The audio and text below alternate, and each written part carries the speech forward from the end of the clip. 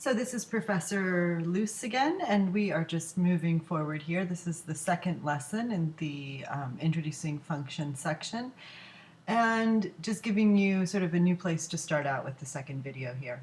So this section is really introducing you to the idea of functions. As I said before, functions have something to do with or are similar to if-else statements. They look similar. They use some of the same kind of syntactical cues. And the basic point of a function, if you remember back from our first lessons, there was this idea that one of the first rules of programming is never to repeat yourself. And one of the great powers of computation is that a lot of what we do is in fact repetitive, and computation allows us to in fact only figure something out once, and then we can use that same set of instructions over and over. And if we're really good at thinking about things, then we can call certain sets of instructions functions and group them together, and then we can simply call that function, and we never have to repeat the set of instructions. So if you look over on the left, there's a similar analogy where thinking about computer programming is like baking a cake. And so if you think about what it would take to bake, say, a chocolate cake and a strawberry cake and a vanilla cake, for instance, in a lot of those cases, the cake is going to be exactly the same except for the ingredients. And so if you had a different set of ingredients, you could give the same, more or less, set of instructions and bake cakes that way. And so that's basically what a function is doing. So this lesson is really just introducing you to the parts of a function then. And so under instructions, we see line 3 declares the function and gives it a name. And we have then on line 3 the idea that we're going to introduce a function in a way similar to what we've seen before. So in this case, we're actually relying on how we understand variable. So if you remember, variable before had the keyword var. So we would declare a variable by using the keyword var, and then the very next word would be the name we gave to the variable. So far, things look exactly like that. Var, divide by 3, only rather than saying that that variable, for instance, equals a number, the way we did in the last exercise, here we're going to say, now this variable, this name that we're calling it, is actually going to be a function. And the function is going to have a parameter of a number. So again, this looks a little bit like an if-else statement, because in an if-else statement we had the conditional in the parentheses, right? So that was sort of the hinge part, was the conditional. In a function, the hinge part is your parameter. And so here we've got variable, divide by 3, is going to be a function, and that function is going to hinge on the parameter, which is going to be a number. And specifically, we're going to use the word number to discuss that variable, that parameter within the function. I know that's a little bit confusing, but hopefully it'll clear up here as we keep going. So now if we focus on lines 4 and line 5, the code within the curly brackets is the code we want to use again and again.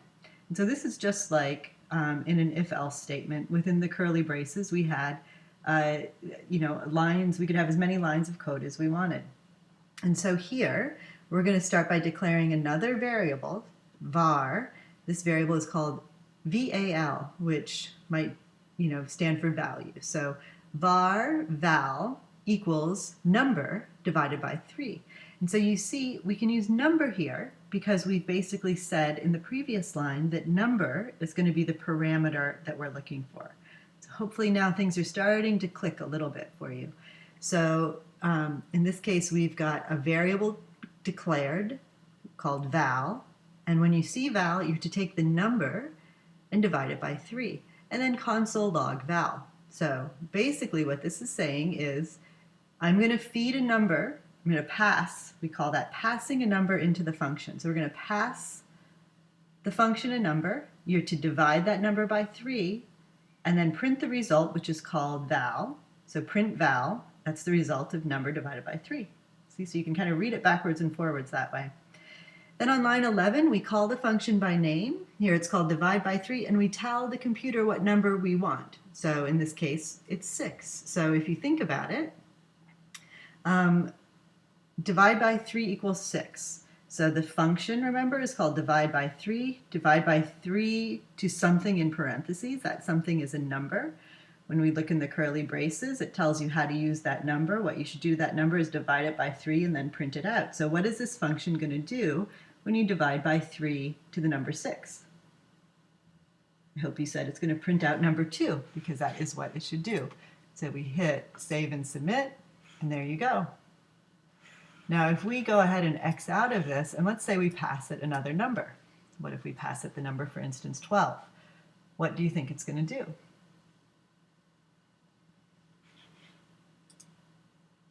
Did you say 4? Okay, hopefully that's what you said. And so you kind of are getting the way you're passing a number, you call a function, and then you pass a number into that function, or you pass a parameter into that function, because it's not always a number that you're going to use. Okay, let's just keep going here and see if we can clarify this more with the next lesson. So remember before I said an if-else statement has 3 parts. It has the conditional, and then the bits of code in the first curly braces, or the bits of code in the second curly brace. And so those are sort of the 3 parts of an if-else statement. Well, you can think of a function as having 4 parts. First, you declare a function using var, and then you give it a name. Then you must use the function keyword to tell the computer that you're making a function. So you use function, you say var equals greeting. So I'm going to make the word greeting mean a variable, but it's a special variable. It's a function. And it's going to be a function of something. The bit in parentheses is called the parameter. Think of it as a placeholder word that we give a specific value and we call the function. And then you write your block of reusable code between the braces, the curly braces. Every line of code in this block must end with a semicolon. That should sound familiar. And your syntax then is var function name equals function of a parameter. Code, code, code, code, code, code, code, code, code, end curly braces, and end the whole function with a semicolon. So let's say you want to print a greeting each time a person walks by your desk, and you want to personalize that greeting with their name, typing out hello Betty or hello Laura, for instance. So to go on and on would take forever. So instead of that, you can call a function. So on line 11, it says call the greeting function. And you can see here I've already typed in that the function should respond to the parameter Chris. So let's reset that code and look and see what we have here. So below is the greeting function. If you look at line 7, it's basically telling you that you can join strings together using a plus sign. So this is basically saying, here's a string, add it to a space, and then add it to name. And that is the code that this function should execute. And here we've declared a variable, called it greeting, told the computer that the word greeting should mean a function, and it is a function of something called name. What it's saying name then tells the computer is when you look in these curly braces, look for the word name, because that's going to be the parameter that's basically going to be changing in this function. And so it says on line 11, call the greeting function. So to call a function, you just write the function name, greeting, and then you need to pass in something of a name. Now this can get confusing because you have to remember your variable types, or your data types, excuse me. Remember the data types from Monday's lesson. Remember, you can have numbers, you can have booleans, and you can have strings. And so a name is going to be a string, right? And so let's say we say hello to Jamie this time.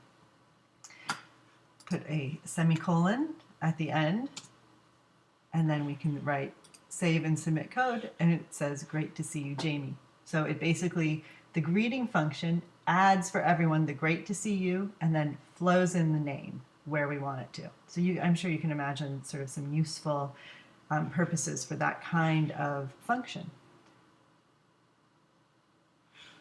Okay, so I'm going to stop that there, and we'll do the last 2 lessons in the next video.